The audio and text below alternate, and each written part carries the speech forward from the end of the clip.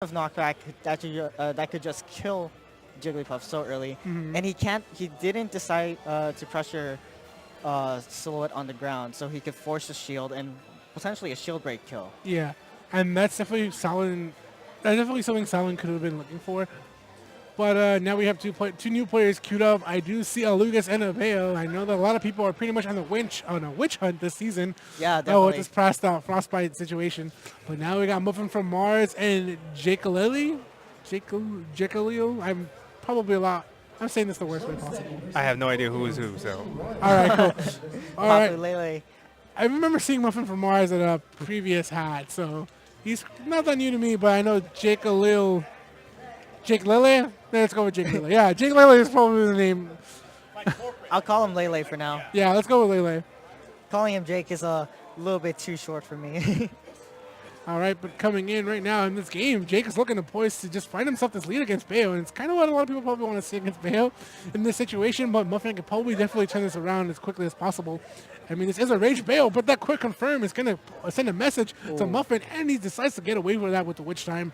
Yeah, Jake needs to stop approaching and just camp out Lucas. There's not much Lucas can do to approach. All he has is Zair and PK Fire, but PK Fire still sends him backwards. So as long as Jake can reliably camp him out after getting this stock, he should be okay against this Lucas. Yeah, and I feel that right now, if he puts him in a situation just like this edge guard could be pretty predictable.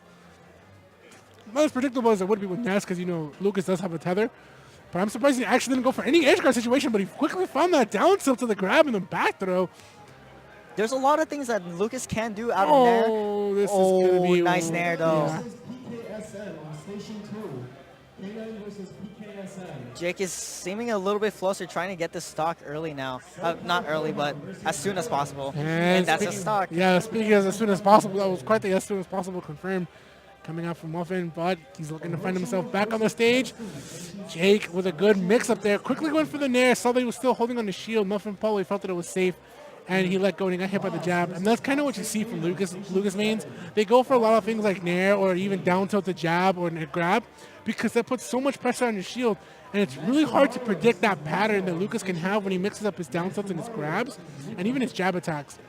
So it's really difficult in that situation when you are faced with it. Sometimes it's better to just jump out of shield and not really try to contest it at all. Yeah, Muffin from Mars is actually utilizing Lucas's aerials really well when Jake is holding his shield. He's either fading back with Nair or fading back with Fair, crossing up with Bear or Nair whenever he's going in for it. And then he could just adjust where he is and just down tilt get into a grab. Alrighty, now another Bale's on the top platform. She's looking to quickly turn this around. Finds that grab situation. Now it's back to a situation where we can find an edge guard, but that PK Fire gonna say anything about it. I do like how Bale's starting to quickly just try to not be too desperate. He knows that he can close the stock, but he's trying to mix it up. Not trying to be too much into Lucas's face, but he's trying to stay a little bit in the mid-range. He needs to mix up his approaches, though, because whenever he's at a slight angle above Lucas, he always goes for downwards ABK. Yeah. There's something else that you can do in those situations with Bayo, and that is just to wait most times, just to see what the Lucas will do, and just decide whether you can go in or you could camp him out now. Mm-hmm. And now we're coming into a situation where both players are actually just feeling it out, but there's this quick there, unable to find anything for Lucas. Yeah, that up air is stale by now. Mm-hmm.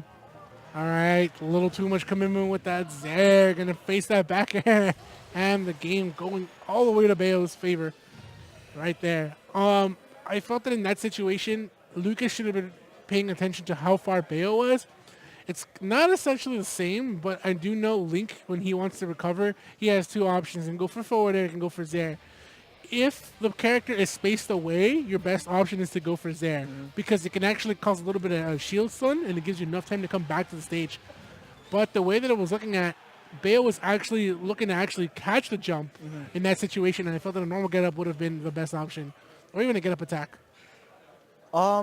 If Bayo was that close. Yeah, it's very dangerous to come up with a hitbox around that percent as well, because Bales will start throwing out Witch Time, which Jake didn't do during that set until the PK freeze. But coming up with a hitbox so often with Lucas, you can just get caught by Witch Time and you're dead. Yeah. It doesn't matter. You're floaty. You'll fall fast if you get hit by down smash, or you'll fly if you get hit by a strong attack. Players at different levels tend to have habits and things that they do. And one of those things I feel that Muffin probably would have been looking at, or at least the Bayo, because I still don't know who's who. One of the things I want to see the Bayo was probably looking at is a pattern that Lucas has. Every player can have a pattern, and it's kind of like fighting a Mega Man boss. You find that pattern, and you're able to expose it. And I felt that the fact that Bayo knew that the pattern was always going to be Zero or PK Fire, that limits two easy options. And he probably decided, like, okay, he's only got two options when he's off the stage. Let me find the right move here, and back air was the right call. But moving into this game, we are on a new stage, and I do see how Lucas is poised to quickly change up that pattern that we saw coming out from game one. Gets that grab, quick down air, doesn't find much of a conversion off that, though. That was a nice SDI upwards. If Jake had DI'd that downwards, he would have hit the floor, and if he didn't tech, that was a confirmed up air from Muffin. Kind of a bread and butter you see from Lucas.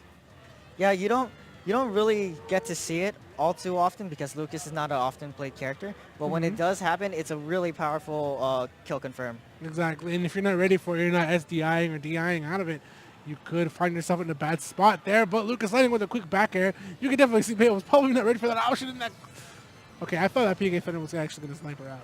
I really did think that PK Thunder would have sniped her out. Oh, he called out the forward smash. Yeah, he was looking to get that quick duff, but Lucas going to deny all that. If at first you don't succeed, try again. I mean, if it's going to give you the opportunity and you got the invincibility, I Lucas probably felt that he was safe. I would put the fault on Muffin. Yeah. Anyway, because Jake was just coming out with invincibility, and Jake just knew I'm invincible. I'll throw out a hitbox. So Jake is the Bayo? Yes. Okay, I did not know that. All right, anyways, going back into it. Also, when Jake gets hit by Nair, not a lot of people notice. Well, okay. Nice. Nice damage keeping him above you. Yeah, when you get hit by Nair, though, from Lucas, SDI that down and away from the Lucas. Okay. Because you instantly fall out after the second hit. Wow, okay, that's really good to know. S2H versus Stanley.